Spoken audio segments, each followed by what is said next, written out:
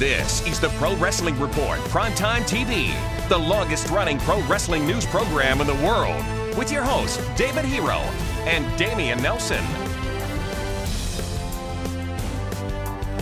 Welcome, fans, to Pro Wrestling Report Primetime Tuesday as Primetime Mania continues. Damian Nelson sitting alongside David Hero. Each night this week, we're taking a closer look at Wrestlemania, which is this Sunday night on pay-per-view. Raw last night, Randy Orton versus Batista. It seemed like they were giving away the Mania main event, but of course that would not be how it would turn out. But the go-home show leading into this Sunday's WrestleMania.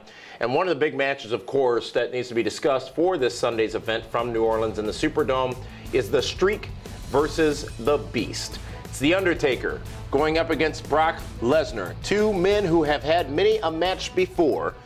This time it happens at WrestleMania 30 to see if The Undertaker can go 22 and oh, wait, is it 22? This will be 22nd win, right? It would be 22-0, yes. And, you know, this has been building for a couple years. Let's not forget when the UFC fight, when Taker got on Brock Lesnar's face. Said, you want to do this? You want to do this? Laying the groundwork. I'm surprised they haven't used that telling the story yet. But maybe they can't take the UFC video and use it for their own promotion or whatnot. But, you know, this is a match I would have rather have seen a couple years ago, not now. I mean, Undertaker is definitely aged, hasn't aged well. He's had 2 hip replacements. His knees are banged up. His elbows are banged up. His neck is, his whole body is banged up. And then he's going in the ring against the former UFC World Heavyweight Champion and Brock Lesnar, a legitimate tough guy. And on paper, I don't see how Undertaker can defeat Brock Lesnar. Younger, stronger, faster. Are you saying the streak ends Sunday at WrestleMania? No, I'm not saying that at all. I'm just saying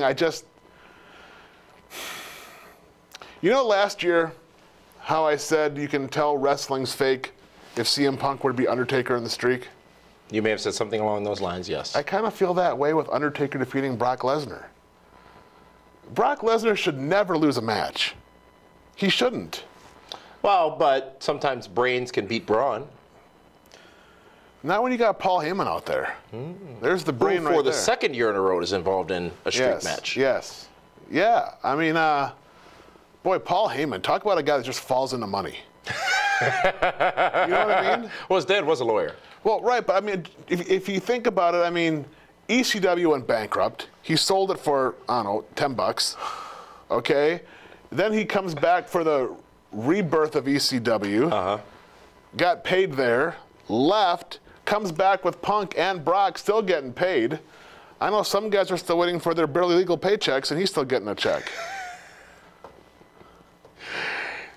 Paul Heyman is integral to this storyline, though, because he is a great mouthpiece for Brock Lesnar. Without Paul Heyman, there is no Brock Lesnar versus Undertaker match, because Brock Lesnar is not a communicator. Well, as he said last week on Raw, I'm not here to promote, I'm here to fight. And that was a great line, because that's really exactly what he is. That Yeah. is who he is. But unfortunately, you need to talk people into the building.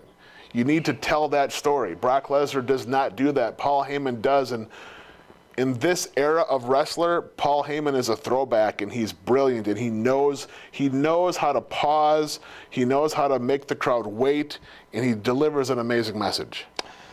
So come this Sunday, this match probably going to be somewhere in the middle of the card. Second from the top. Second from the top, really? Maybe third from the top. It'll probably be third from the top. Then you go to the girls to bring the crowd back down because they'll be exhausted. Vicky Guerrero, and then you have the main event. Which in your mind is a triple threat? It has to be. Because they had last year they closed the show with Rock and Cena. It was a weirdly paced WrestleMania Well, last because year. they went long. Because CM Punk went long.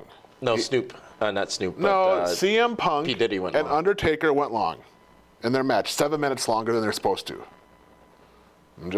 I know this. I know stuff. And that won't happen this year. And yeah, it's good. They have to, because last year Cena and Rock for the championship. Main event of WrestleMania. The main event should always be for the World Heavyweight Championship. It should be. But in this day and age, and as you said on Primetime last Saturday night, things have changed a bit. It has. No, and you've also said for many years, sitting right here at this very table, that belts are props. They are props. You don't really win them because you don't really lose. from an entertainment standpoint, as fans, as some of us still are, when you watch, they do win or lose. You know, on Fish Fry Friday, someone called you a fan. I am a fan. No, I'm just a fan, so my opinion does not matter. Fanboy. I'm a Daniel Bryan fanboy, which if you look back in the annals of time is what does that mean, statement. fanboy? You know, I think that came from the I'm sorry? Do you like give back rubs or something when you're a fanboy? I am very intrigued by what you're actually asking me. What are you I'm asking you what they are. It has come from the first time I ever heard fanboy term was those who were very committed to the Apple products. Oh, so it's not Apple someone that has a big leaf and you're waving on them or whatever? No, that's nor is it a first generation gaming system. You know, with the green LED screen. Fanboy. Or you used to play that with the cartridges? No, I don't play games. Yeah, you actually do.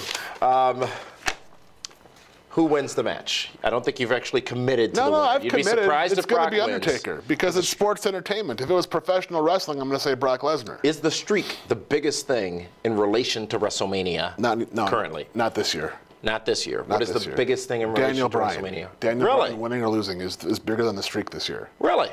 Absolutely. Because there is question as to whether or not Daniel Bryan will win. It's been heavily invested. It's been about a 6-month journey. Whereas the streak versus Beast has been about a 2-month journey. No, not tops. even. When were they? It was right after the Rumble. It was a month and a half. Right after? No, not after the Rumble. I think it was after Elimination Chamber. Yeah, when I came back from Minneapolis.